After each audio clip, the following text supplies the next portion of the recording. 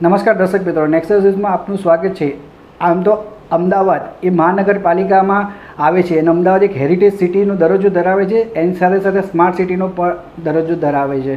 પરંતુ હમણાં અમદાવાદમાં જે 2 દિવસથી જે વરસાદ પડ્યો, થોડા વરસાદમાં અમદાવાદ આખું પાણી થઈ ગયું હતું। જે વિસ્તારોમાં આટલા વર્ષોમાં કોઈ દિવસ પાણી નહોતું ભરાયું તે વિસ્તારોમાં બી પાણી ભરાવા લાગ્યું અને પાણી ભરાય તો ઠીક છે, પરંતુ પાણી કેટલા કલાકો સુધી ઉતર્યા નથી। તો આ ક્યાંક ને ક્યાંક અમદાવાદ મ્યુનિસિપાલિટી કોર્પોરેશનનો અણધર વહીવટ સામે આવી રહ્યો હોય તેવું લાગી રહ્યું છે। અમદાવાદ મહાનગરપાલિકાની જો બજેટની જો વાતચીત કરવામાં આવે તો આશરે 18,000 કરોડનું અમદાવાદ મહાનગરપાલિકાનું બજેટ છે અને તેમાં જો સ્ટ્રોમ વોટર ડ્રેનેજ સિસ્ટમની બજેટની વાતચીત કરવામાં આવે તો 850 કરોડનું આશરે તેનું બજેટ છે। પરંતુ કંઈ ખબર નથી પડતી કે આ અમદાવાદ સ્ટ્રોમ વોટર ડ્રેનેજ જે સિસ્ટમનું જે બજેટ છે તે ક્યાં વપરાય છે। દર વર્ષે અમદાવાદીઓને આવી જ હાલાકીનો સામનો કરવો પડે છે। માત્ર સામાન્ય વરસાદમાં પણ અમદાવાદીઓ પાણી અમદાવાદ આખા વિસ્તારમાં પાણી થઈ જતું હોય છે અને તેમને હાલાકીનો સામનો કરવો પડતો હોય છે। તંત્ર ખાલી દાવા જ કરે છે, ખાલી વાયદા જ કરે છે, પરંતુ તંત્ર દ્વારા કોઈ પણ તેનો કાયમી ઉકેલ શોધવામાં નથી આવ્યો। તે જમીની હકીકત વાત છે। આજે તંત્રના ભોગે નાના બાળકો પણ એનો ભોગ બની રહ્યા છે। અધિકારીઓના પાપે જે જાડી ચામડીના અધિકારીઓ છે, જે એસી કેબિનમાંથી બહાર નથી નીકળતા, જમીન પર નથી નીકળતા, જમીન હકીકત એમને શું છે તે ખબર નથી પડતી, તેને લઈને આજે એમના કારણે જે સામાન્ય જનતા છે તેને તકલીફ પડી રહી છે। આજે આપણે તમે જોયું છે દ્રશ્યોમાં, ઘણા દ્રશ્યોમાં એવા પણ જોવા મળ્યા છે કે જેની અંદર આપણે ખાખી જે પોલીસવાળા છે તે સામાન્ય જનતાને ખૂબ રીતે સારી રીતે મદદ કરતી હોય અને અધિકારીઓને શરમ આવી જોઈએ કે તે જે આ પોલીસવાળા જે ડ્યુટી જે ફરજ બજાવી રહ્યા છે તે એમની ફરજનો ભાગ નથી, પરંતુ એક સંવેદનાના ભાગરૂપે પોલીસવાળા તે એમની પોતાની ફરજ બજાવી રહ્યા છે।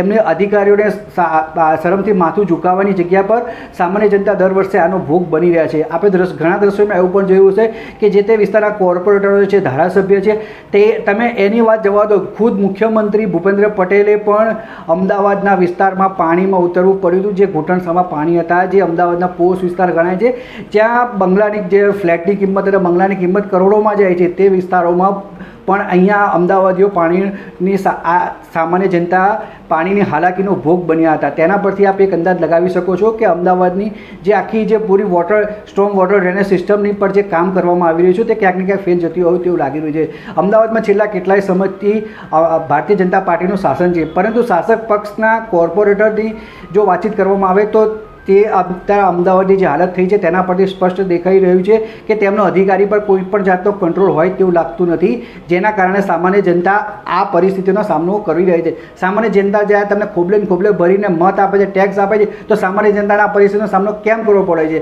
તેને હજુ સુધી આજ સુધી સમજમાં નથી પડી વાતની કે તમે કોઈ કાયમી ઉકેલ કેમ નથી લાવી શકતા। આ જે સમસ્યા દર વર્ષે થાય છે, થોડા ઇંચ વરસાદમાં આખું અમદાવાદ પાણી થઈ જાય છે અને ગળાડૂબ અમદાવાદ પાણીમાં ડૂબી જાય છે। હજુ તો નુકસાનીનો આંકડો બહાર નથી આવ્યો, હજુ તો પાણી જેમ ઉતરશે તેમ પછી ખબર પડશે કે નુકસાની કેટલી વધી રહી છે।